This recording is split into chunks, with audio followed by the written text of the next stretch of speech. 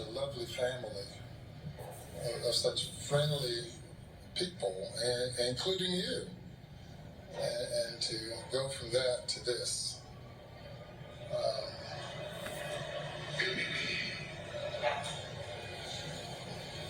Your license to practice law has been stripped away from you. You turned from lawyer to witness, and now have an opportunity to make your final appeal as an ex-lawyer. And it's really surprising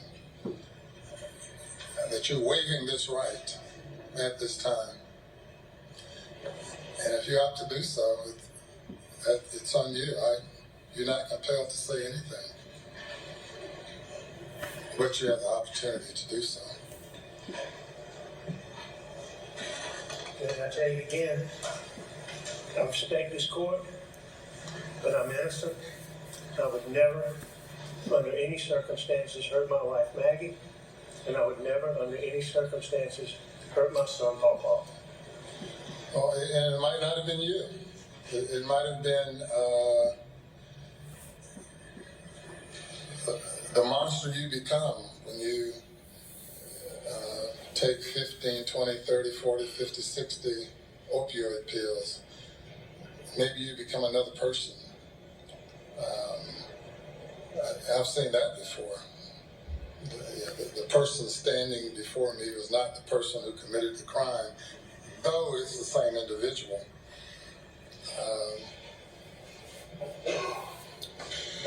We'll leave that at that. Before announcing sentence on these cases, with regard to all of the other pending cases, are any of them here in Colleton, or I'm sure some of them are? Yes, sir. Half of them, or?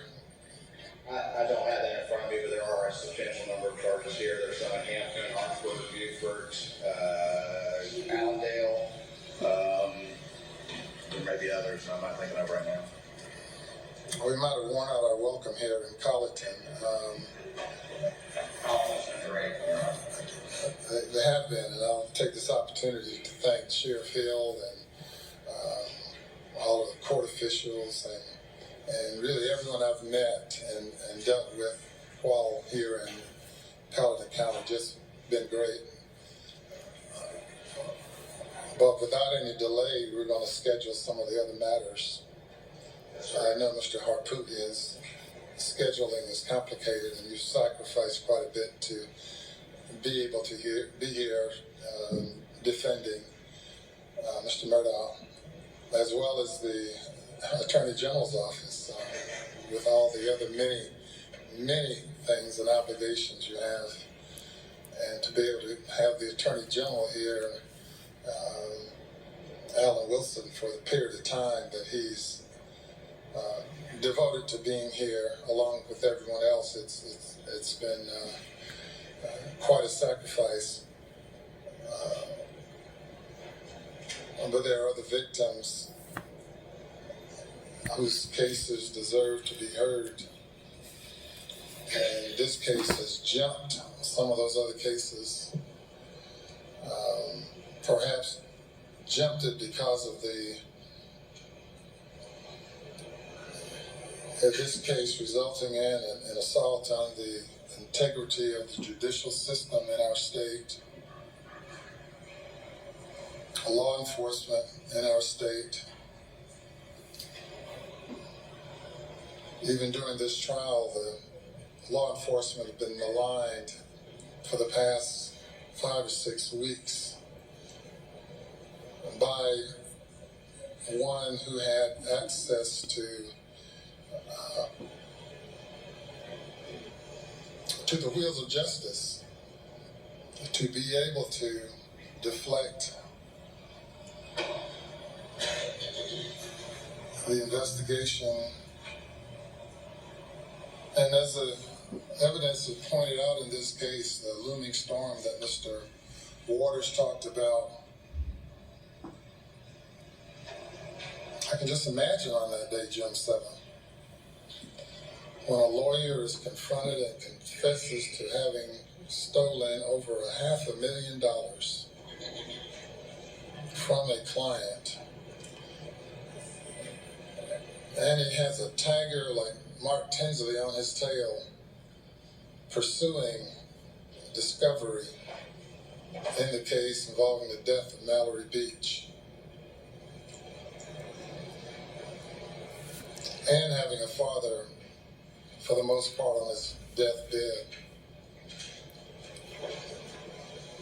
I could imagine, or really can't imagine, but I know it had to have been quite a bit going through your mind on that day. But amazingly, to have you come and testify that it was just another ordinary day, that my wife and son and I were out just enjoying life. Not credible, not believable.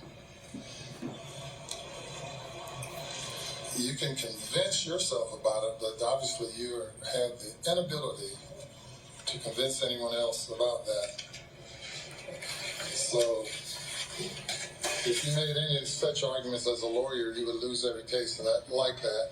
Cases you will never have an opportunity to argue anymore, except perhaps your own as you sit in the Department of Corrections.